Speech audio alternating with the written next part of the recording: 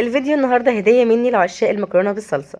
ناس كتير مش بتعرف تظبطها، يعني زي مثلا كده بتعجن منها بعد ما تبرد، او هي سخنه كمان تبقى معجنه معاكي كده ومش مفلفله زي ما انت شايفه بالشكل ده. او طعم التوابل مش ظاهر فيها. كمان النهارده هنعملها بالبصل والثوم، وزي ما انتم شايفين لا البصل ولا الثوم هيكونوا ظاهرين، حاجه كده بصوا تحفه جدا. طعمها جميل جدا جدا، احلى واجمل واسهل طريقه للمكرونه بالصلصه.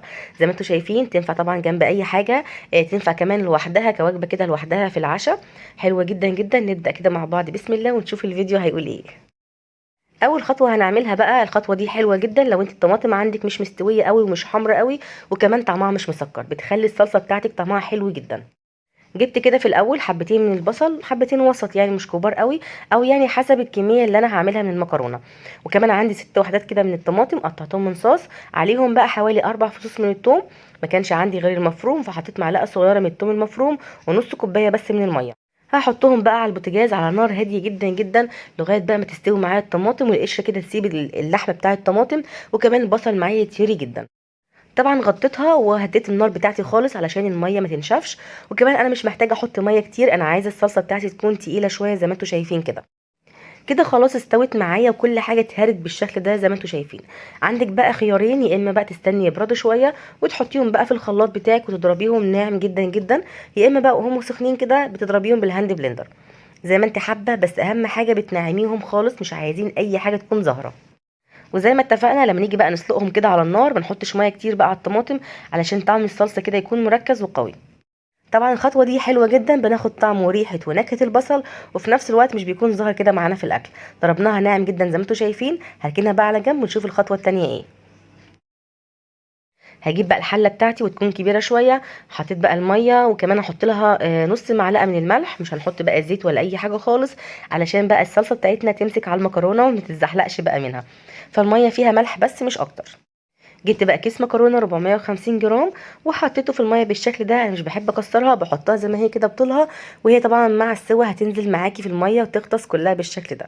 في الاول النار عندي عاليه، وبعد كده بهدي النار بتاعتي تستوي معايا المكرونه 3/4 سوا، مش عايزاها تستوي معايا سوا كامل عشان لسه طبعا هنحطها في الصلصه وهتكمل سواها في الصلصه، وده اللي هيخليها مش هتعجن معاكي حتى بعد ما تبرد. يبقى انت هتطفي عليها النار وهي 3/4 سوا، ما تخليهاش تستوي معاكي سوا كامل. في الوقت اللي احنا بنسلق فيه المكرونه في العين التانية هنسبك مع بعض الصلصه. جبت بقى الطاسه بتاعتي او حله كده تكون كبيره شويه، حطيت معلقتين صغيرين من الزيت، ما تكتريش بقى الزيت زي ما اتفقنا، وعندي معلقه صغيره من الثوم المفروم. طبعا احنا كده خلاص مش هنحط بصل تاني، احنا خدنا طعم البصل في الصلصه علشان مش عايزين يكون ظاهر كده في المكرونه زي ما اتفقنا. تقليبه كده حلوه للثوم، مش عايزينه بقى ياخد لون خالص، عايزينه بس يصفر معانا لون بسيط. بعد كده هننزل عليه بمعلقتين كده من الخل، برضو مش معلقتين كبار، معلقتين صغيرين من الخل، بيدولها طعم حلو جدا جدا زي اللي بتقدم في المطاعم. بتنزلي بيهم في الوقت ده مش في اي وقت تاني. عندي كمان معلقه كبيره من الصلصه. طبعا لو الطماطم بتاعتك مش حمراء قوي ومش مسكره قوي بتحطيها، انا عن نفسي بحب احطها على طول في المكرونه، بتدي لها طعم حلو جدا.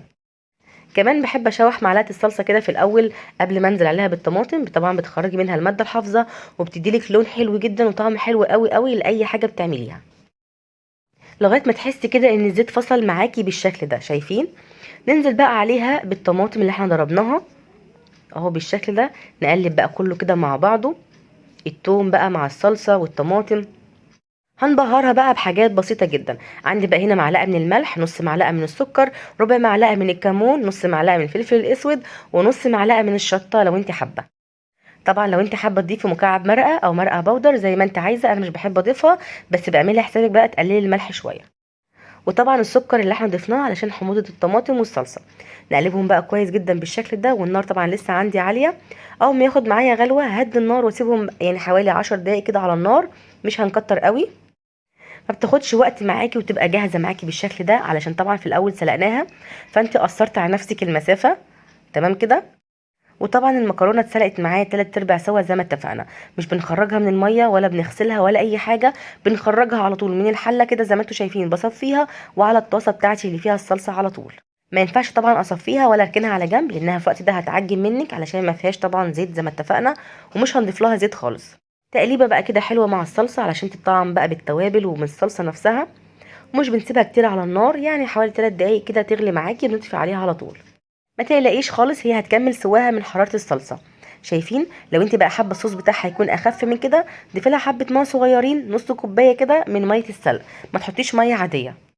انا بالنسبه لي كده مظبوطه جدا. طفيت عليها خلاص، ويلا بقى نقدمها مع بعض. شايفين بقى شكلها حلو جدا، طعمها تحفه يا جماعه، بجد احلى طريقه للمكرونه بالصلصه، سهله وبسيطه وتنجز معاكي جدا جدا.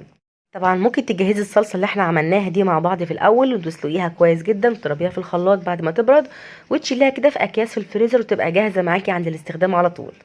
شايفين بقى شكلها تحفه قد ايه؟ حتى بعد ما تبرد مش هتبقى معجنه معاكي خالص. جربوها بقى، مستنيه رايكم، واشوفكم على خير، مع السلامه.